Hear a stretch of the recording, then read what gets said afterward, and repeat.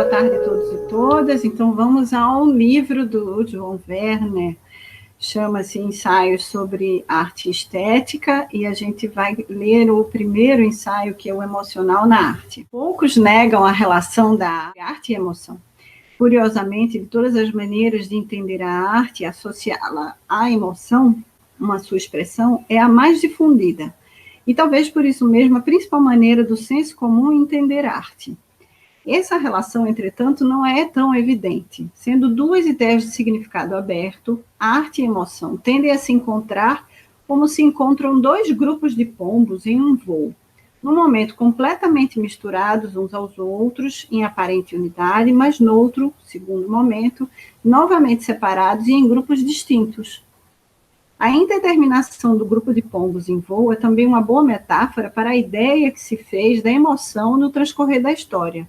Vãs opiniões e pensamentos confusos eram epitetos com os quais se buscava definir a emoção, opondo-se à esfera polida da argumentação racionalista. Como dois espelhos embaçados, lançou-se pelo racionalismo a arte e a emoção ao mesmo destino e a uma convivência em uma mesma obscura e inócua vaguedade. Contrariamente, no entanto, no século passado, a força propulsora da emoção na ação dos homens fez-se perceber em sua máxima intensidade de forma negativa e dramática. Como não esperavam aqueles que viam na redenção da razão iluminista um antídoto e refreamento aos impulsos destrutivos, a humanidade entregou-se a duas guerras, movida por intensos conflitos e emoções, insensível a qualquer argumentação. Nesse mesmo século, menos letal, mas não menos ativo, é o eficiente controle social dos que mobilizam o consumo, os quais, intentando originar necessidades, apelam e ampliam o valor da ideia da emoção associada ao desejo, algo exemplificado pelas inúmeras solicitações publicitárias da emoção para valer, pura emoção, etc.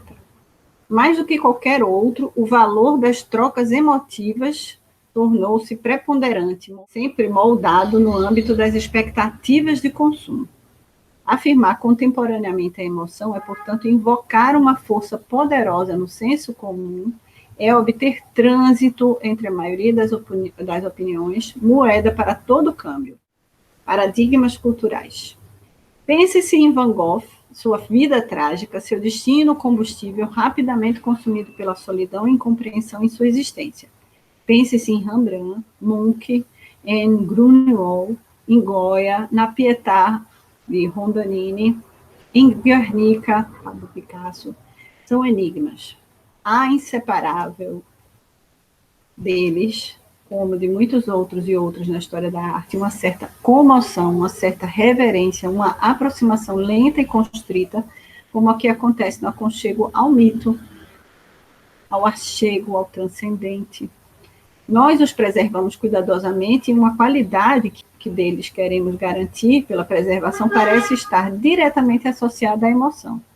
Algo de emotivamente entintado soma-se ao seu valor artístico. Quando não, para muitos, essa emoção torna-se seu principal ou até mesmo único valor. Neste sentido, esses artistas tornam-se emblemáticos de uma determinada visão de mundo, isto é, associamos-nos à intenção emotiva de nossa cultura, na busca por encontrar sustentáculos para as nossas próprias interações emocionais. Essas obras e esses artistas tornam-se paradigmas dessas relações. Parte 2. A opinião de que a arte é manifestação da emoção humana floresce no senso comum. Esse privilégio deu-se não porque tenha a arte obtido um aumento de crédito junto à grande coletividade, mas sim porque a emoção tornou-se filtro com que a cultura de massa olha para si e para seus produtos. Embora o conceito da emoção faça parte do nosso background cultural, há uma grande contradição nessa ideia da relação entre arte e emoção, tomada pela ótica do senso comum. Contradição que se torna mais evidente quando se compara esta relação com as múltiplas outras aplicações do epiteto emocional, no que tange a seu emprego para a estimulação de consumo. A emoção sugerida e veiculada junto ao consumo dirige-se para a esfera de satisfação pessoal, a promessa de prazer que, segundo a publicidade, acompanharia a posse. Pode-se falar que, para o consumo, há uma ampliação do âmbito da expectativa em relação ao âmbito da experiência. Na publicidade, espera-se algo sempre além daquilo que se possui ou do que se pode possuir. Revertem-se os polos. A experiência possível para cada indivíduo fica dependente das expectativas criadas pela indústria. Isso prova-se, pois, se estabilizasse um experiencial qualquer, reduziam-se as expectativas, reduzindo-se também a demanda pelo consumo. A emoção contemporaneamente está associada ao novo, à moda. O novo filho da indústria reverte-se da estética para agradar, para tornar-se objeto de desejo, superficial, admirável.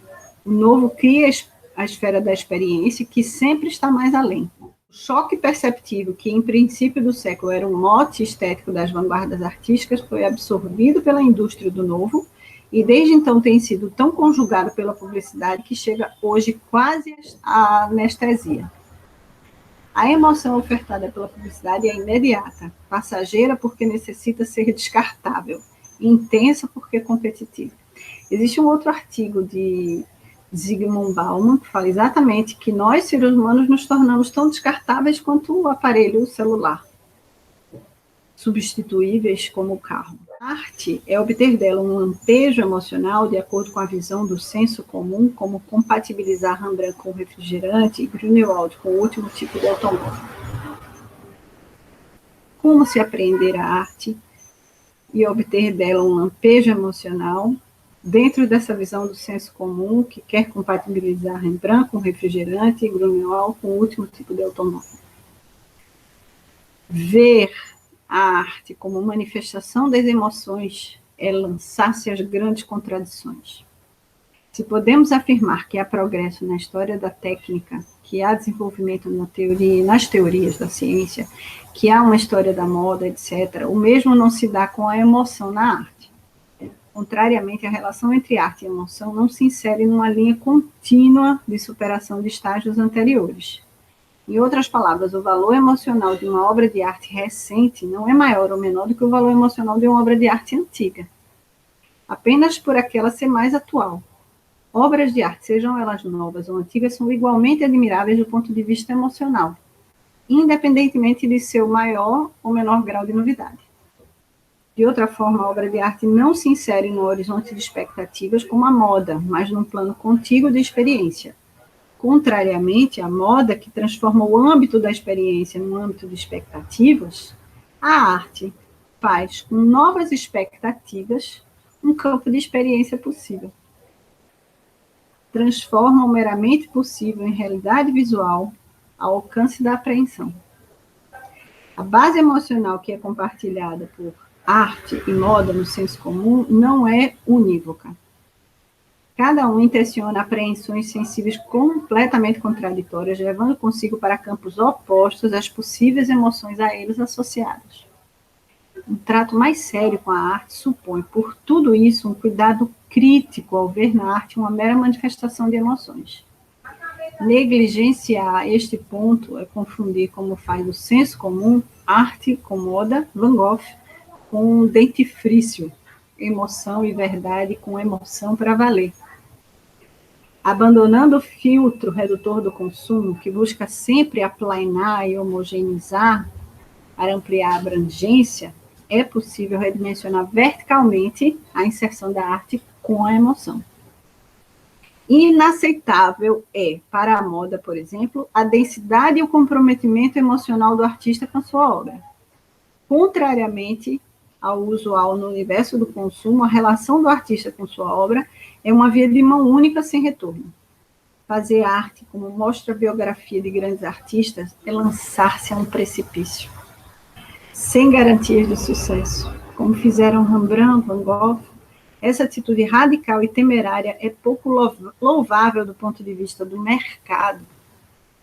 Se nós pretendemos abordar a arte pela via do emocional, é preciso considerar a incompatibilidade comercial de que se revestiram as vidas de inúmeros artistas, ditadas pela via do emocional. É preciso considerar o trágico fim de Van Gogh. o banimento de Goya ao final da vida, a solidão e a contrariedade de tantos outros. O emocional na arte é frequentemente de um gosto amargo, quase intragável. Parte 3. Diminuída a luz fria do neon lançada pela indústria de consumo, pretensiosamente focada sobre os bens culturais, é possível aproximar-se mais da relação entre emoção e arte e ver entre ambas algumas possíveis coincidências, algumas inevitáveis contradições. Contrariamente ao aceita tudo corriqueiro, perguntar-se onde está a emoção na arte conduz a inúmeros enigmas interessantes, como um corisco. A pergunta imanta todo o espectro de análises da obra de arte numa fulgurante constelação sincrônica.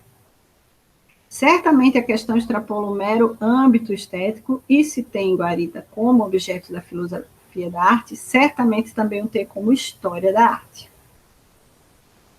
Se há dúvida de como a emoção pode ser representada pela técnica artística, pela cor, pela composição, também há dúvida se ela melhor se expressa através de estilos naturalista ou abstrato. Como as feitas de Monet, a emoção deita raízes sobre a conceituação fluida da arte. Há uma história de valorização da emoção pela cultura, e ela está diretamente vinculada à assunção do indivíduo como valor social. Por exemplo, a anônima grandiosidade dos mestres construtores medievais no início da modernidade impôs-se a passional originalidade de um Michelangelo, o brilhantismo da personalidade de um Da Vinci. É no forjar do Renascimento que conceitos como gênio são evidentes, facilmente aplicáveis a pessoas.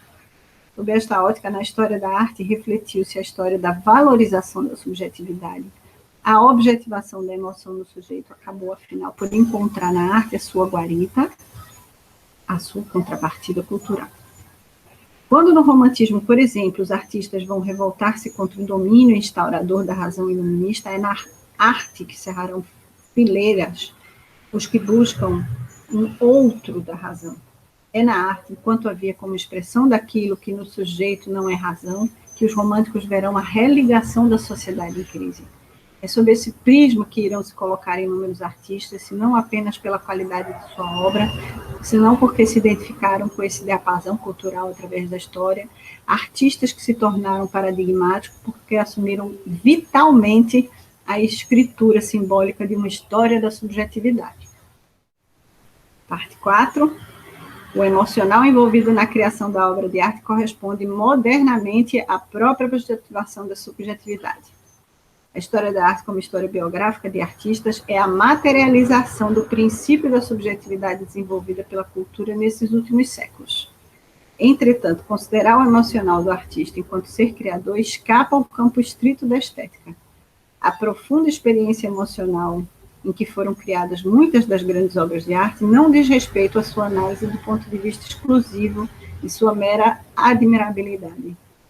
A experiência do artista, seguramente um dos pontos mais lembrados quando fazemos paralelos entre arte e emoção, é um objeto de estudo da ética antes do que da estética. É na ética da arte que se toma por objeto um estudo qualquer de ação do artista externa àquilo que é visível em sua obra. O que valorizamos mais em um artista do que a sua tenacidade de propósitos? Alheio a toda sorte de contrariedades, mantém-se o artista fiel à percepção original de sua obra. Dificuldades e obstáculos materiais e sociais compõem muitas vezes o campo experiencial de onde geram-se obras-primas. Existe uma ética intensa no ser artista e ela é consequência inevitável do bem estético, daquilo que deve ser admirável. A exaltação da fidelidade do indivíduo aos seus propósitos estéticos tinge emocionalmente nossas apreciações da arte. Numa aproximação maior ao que é essencial na relação entre arte e emoção, é na obra de arte que se devem encontrar vestígios dessa relação. Isto é, são as condições materializadas nas obras que devem explicitar quaisquer qualidades emocionais. Qualidades emocionais de forma alguma singulares, entretanto, se na sua gênese elas foram particulares somente porque oferecem uma apreensão universalizante, é que as obras de arte atravessam séculos, sendo esteticamente eficientes. No aprender estético usual com obras individualizadas, não irá o apreciador buscar uma imagem do período histórico que a gerou, mas sim aquilo que a obra pode oferecer-lhe aqui e agora. Qualquer que seja a emoção materializada na obra, não pode ser restrita historicamente. Finalmente, a correta relação de arte e emoção dá-se no âmbito da estética, e por isso não mais emoção singularizada, isto é, emoção como se apresenta no indivíduo, mas sim aquela que se depreende do universo aberto de possibilidades do campo estético. O estético é uma experiência possível para quem obtém uma apreensão aberta da obra de arte. Abre-se nossa percepção da arte quando não se determina de antemão quaisquer expectativas. Isto é, quando não se reduz a nossa expectativa a uma unívoca predeterminação. É neste aspecto indeterminado de percepção que rachaduras na parede podem transformar-se em castelos, nuvens, em seres grotescos ou animais fantásticos, tal como naquela antiga técnica sugerida por Leonardo para o desenvolvimento da imaginação em seus aprendizes. O estético é o frescor da percepção. É a aceitação do acaso no visível e na apreensão de seu significado. Está-se o mais possível desarmado diante do fenômeno que se vê. A distinção entre o eu e o não eu é reduzida. A figura, por exemplo, passa a não ser importante como fundo sobre o qual se distingue. Na apreensão estética não se tem ainda a emoção, pois esta já é uma forma de reação ao fenômeno.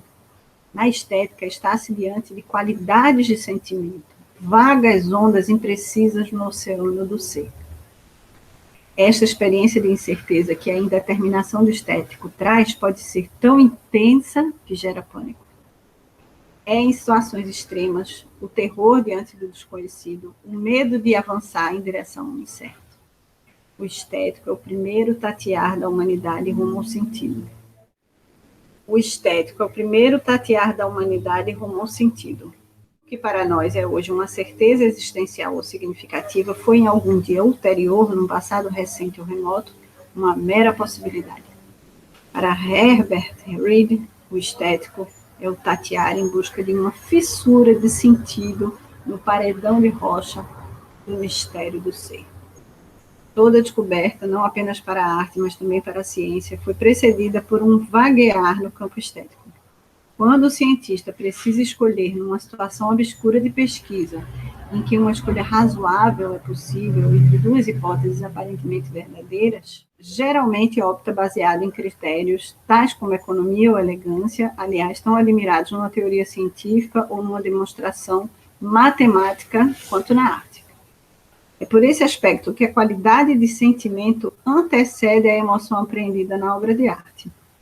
O material de que é feita a obra, características sensoriais, tais como textura e volumes, certos padrões geométricos de elaboração e composição, simetrias ou paralelismos de estruturas são algumas das sutis determinações que levam o caos da apreensão estética a delimitar certos campos possíveis de emoção. A emoção na obra de arte é já a confirmação no apreciador de um sentido dentro do caos estético. A apreensão da obra de arte, indeterminada e livre, como deve ser, pode dar-se sem qualquer emoção posterior definida. Por isso disse que o emocional na arte é posterior, diante do real sentimento estético. Isso se dá porquanto, embora nossas emoções variem, o mistério do ser é perene. E se a certeza do conhecimento é instável, o discernimento estético pode lançar as balizas pelas quais se orienta a cultura na busca do sentido. Até o próximo momento de aula, de leitura, nossos encontros aqui.